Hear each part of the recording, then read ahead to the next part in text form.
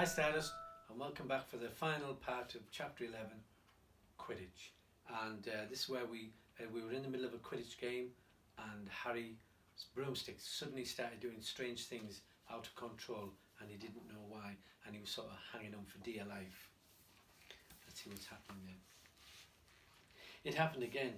It was as though the broom was trying to buck him off, but Nimbus 2000s did not suddenly decide to buck their riders off. Harry tried to turn back towards the Gryffindor goalpost. He had half a mind to ask Wood to call time out, and then he realised that his broom was completely out of his control. He couldn't turn it. He couldn't direct it at all. It was zigzagging through the air, and every now and then making violent, swishing movements which almost unseated him. Lee was still commentating.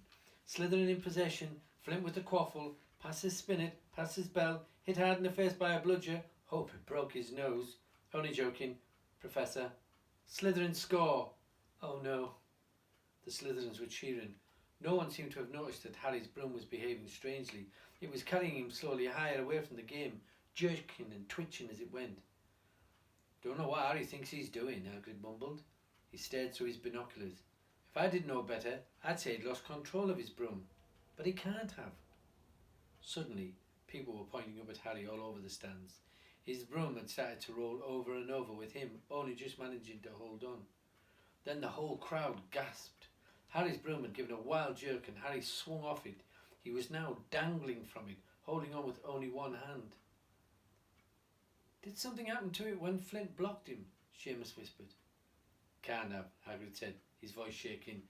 Can't nothing interfere with a broomstick except powerful, dark magic. No kid could do that to a Nimbus 2000.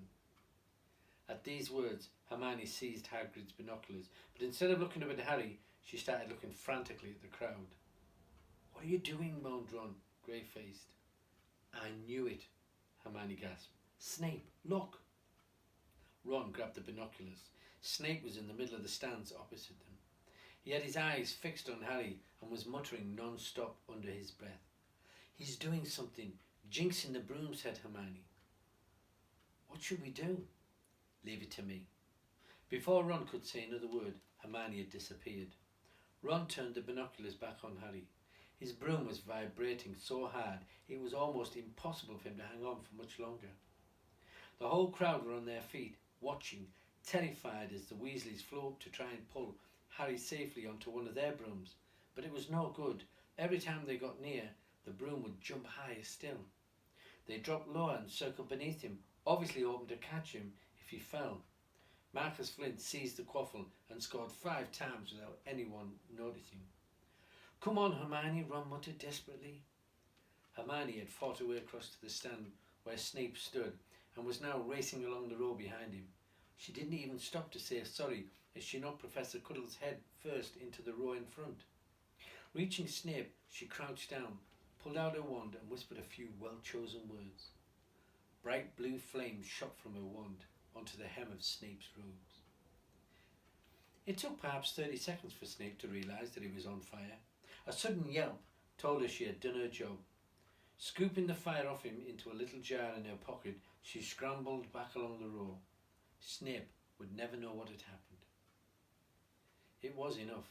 Up in the air, Harry was suddenly able to clamber back onto his broom. Neville, you can look, Ron said. Neville had been sobbing into Hagrid's jacket for the last 5 minutes.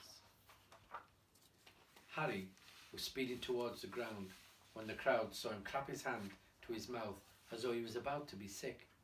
He hit the pitch on all fours, coughed, and something gold fell into his hand. I've got the snitch, he shouted, waving it above his head, and the game ended in complete confusion. He didn't catch it, he nearly swallowed it. Flint was still howling 20 minutes later, but it made no difference. Harry hadn't broken any rules, and Lee Jordan was still happily shouting the result. Gryffindor had won by 170 points to 60. Harry heard none of this, though. He was being made a cup of strong tea back in Hagrid's hut with Ron and Hermione. It was Snape, Ron was explaining. Hermione and I saw him. He was cursing your broomstick, muttering he wouldn't take his eyes off you. Rubbish, said Hagrid, who hadn't heard a word of what had gone on next to him in the stands. Why would Snape do something like that. Harry, Ron and Hermione looked at each other, wondering what to tell him.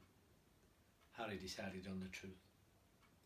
I found out something about him, he told Hagrid. He tried to get past that three-headed dog at Halloween. It bit him. We think he was trying to steal whatever it was guarding. Hagrid dropped the teapot. How do you know about Fluffy? He said. Fluffy? Yeah, he's mine.